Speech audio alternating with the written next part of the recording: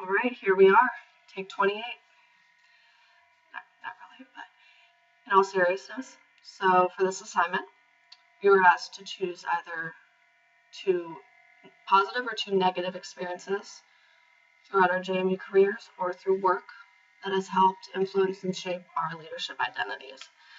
So unfortunately, I've gained much more from the negative aspect of things than the positive. So for the next 3 or so minutes, I'll try my best not to rant. I will be sharing 2 experiences through work,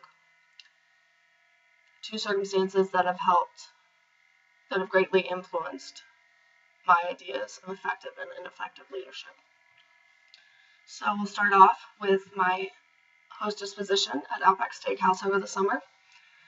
We had just hired a new manager, very young, only a year older than me, so that in itself was a bit awkward. And she had a tendency to gossip frequently, and she would come up to the host stand and make little remarks, little snide negative comments about some of the other servers, and it instilled a very negative tone for the restaurant and the workplace, and you definitely lose a lot of respect and faith in your manager and leader if they're prone to such petty little juvenile tendencies such as gossiping. It's very unacceptable, not professional whatsoever. And so what I definitely gained from that, the lesson I learned was, as a leader and a manager, you are constantly under observation and surveillance by your employees. So you have to be very careful what you say and do, because we're always waiting for you to slip up. So you have to be very careful. And the next situation involved another hosting position, my favorite in the restaurant industry. And I had worked at a little gem, little restaurant in the heart of Vienna, my hometown, called Amphora. And about a month or 2 in, we had hired I'll give you a little backstory first. The hiring manager, she didn't like me from the beginning. And I found out that she treated most of the new people like this. So from the get-go, I just had a very negative outlook on the whole place and didn't have much faith in the management there whatsoever.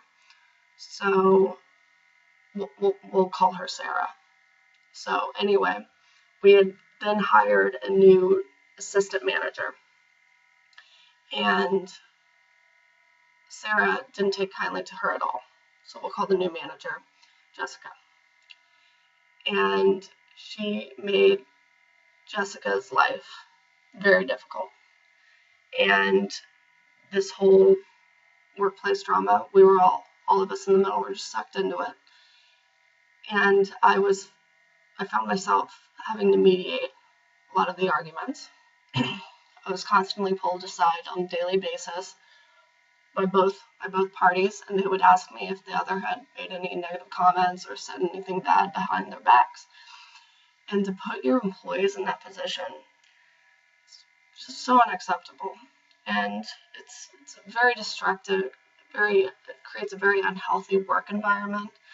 And as a leader, that you have no respect for your position. You forget that you need to be setting an example for your employees. You need to be motivating them, helping them get through the day, guiding them. And they failed at that at all points, Sarah especially. And so from what the lesson I took from that situation was, you need to have that self-awareness as a leader and a manager. You need to know what you're saying and what you're doing and how that affects other people, especially your employees.